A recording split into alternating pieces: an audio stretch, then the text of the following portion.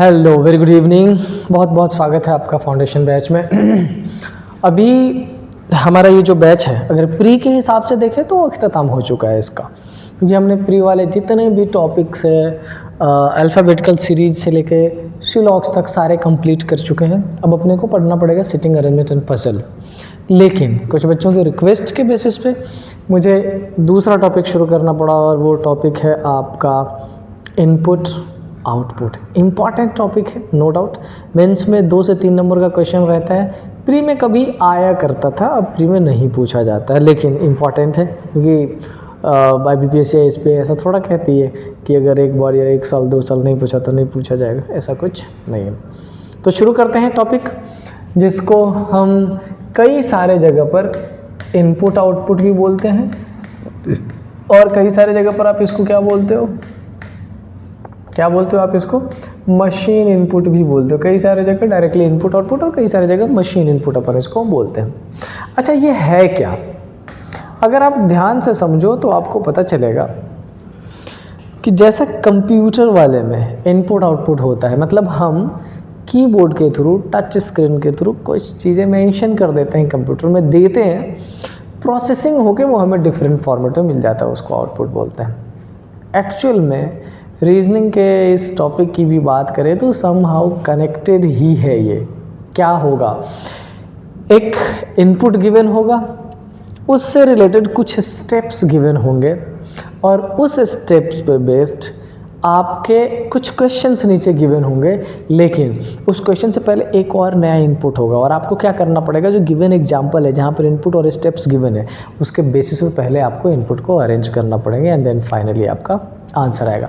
तो आखिर कैसे काम करता है ये, क्या है इस टॉपिक का बेसिक, कितने पैटर्न्स है, वो सारी चीज़ें मैं आपको समझाऊंगा। बट उसके पहले मैं चाहता हूँ कि आप एक एग्जांपल समझो। अगर आप बिल्कुल ही नए हो, आपने बिल्कुल ही नहीं पढ़ा है, तो आपके लिए मेरी जिम्मेदारी बनती है उस पैटर्न से बताना, ताकि आपको ये समझने लग जाए कि एक्चुअल में ये पूछता क्या है, एक्चुअल में ये है क्या। और अगर आपने ये समझ लिया तो बड़ी सारी चीज़ें तो वैसे क्लियर हो जाती है। So let's come, just suppose कि मैंने इनपुट में एक बहुत ही सिंपल सा लाइन लिख दिया। क्या लिख दिया? मैंने लिख दिया U29 34 are good 8 nothing, you are good nothing 56 at 49। ये पूरा मैंने एक स्टेटमेंट लिख दिया बड़ा सा। अब मैं इसमें कुछ चेंजेस करने वाला हूँ।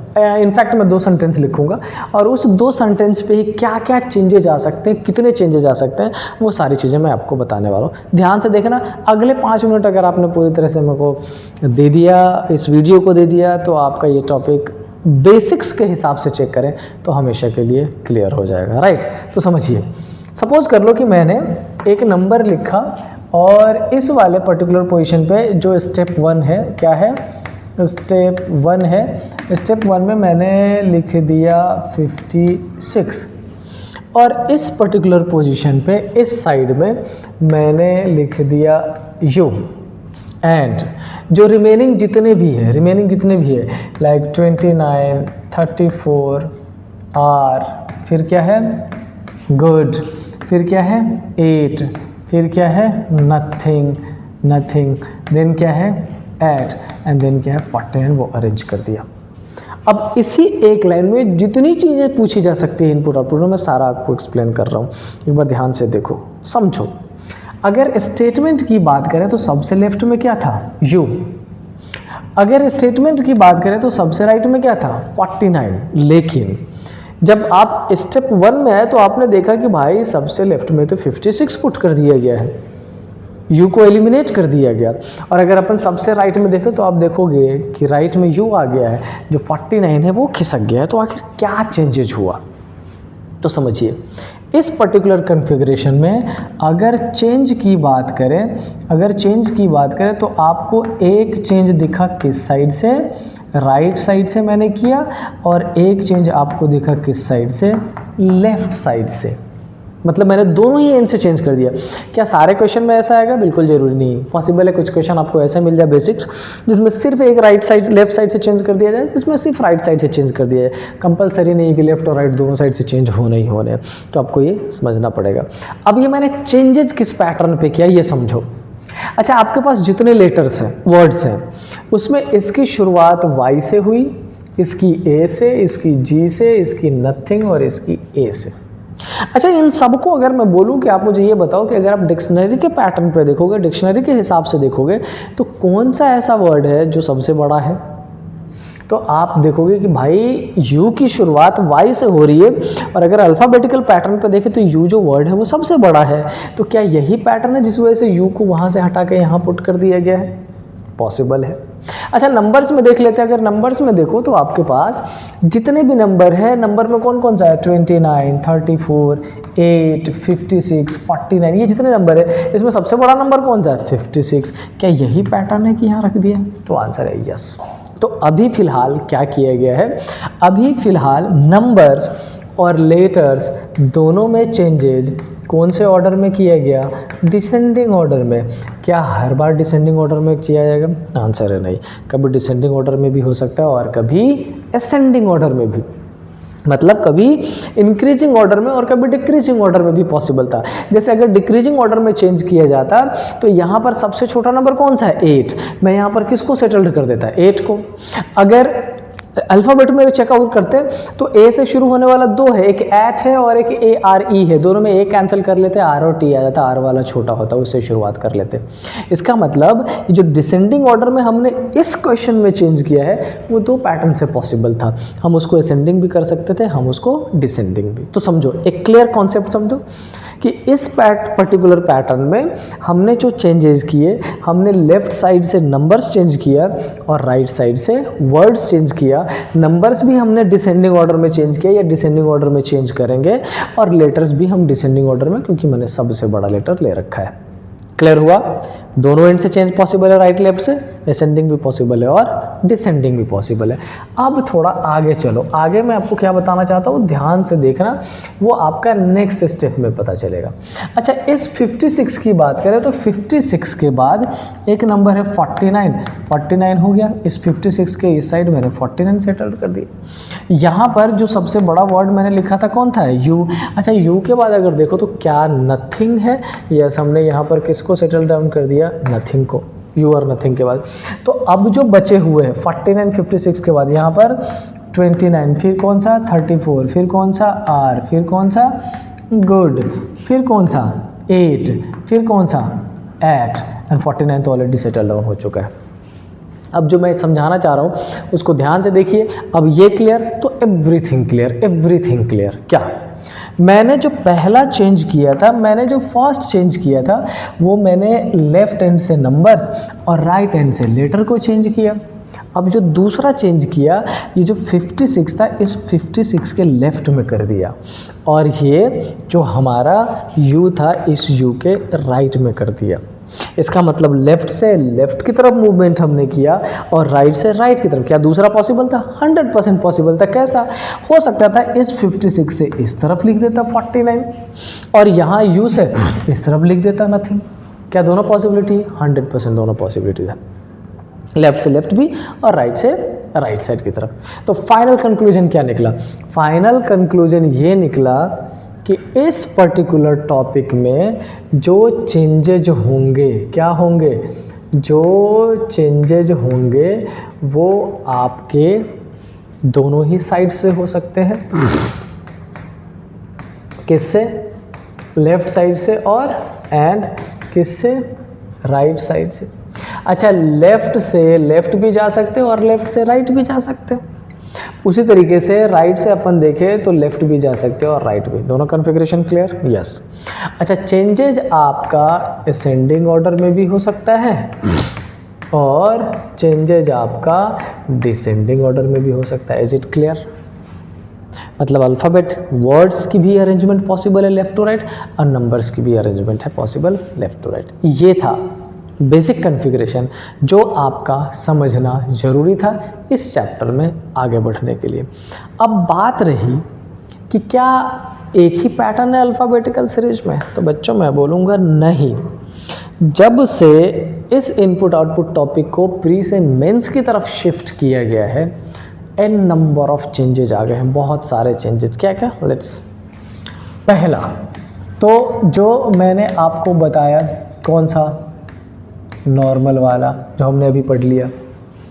आपके इनपुट गिवन है, स्टेप्स गिवन है, उसके नीचे फिर इनपुट गिवन है, ऊपर जो एग्जांपल है उस बेसिस पर आप अपना स्टेप्स मेंशन कर लीजिए, बना लीजिए, फिर आंसर फ्रेमिंग कर लीजिए, कोई इशू नहीं। चलो दूसरा, जब इसकी बात करते हैं तो नॉर्मल की बात करेंगे तो इसमें बेटा तीन कॉन्फ़िगरेशन बनेगा। दो क्यों, तीन बनेगा।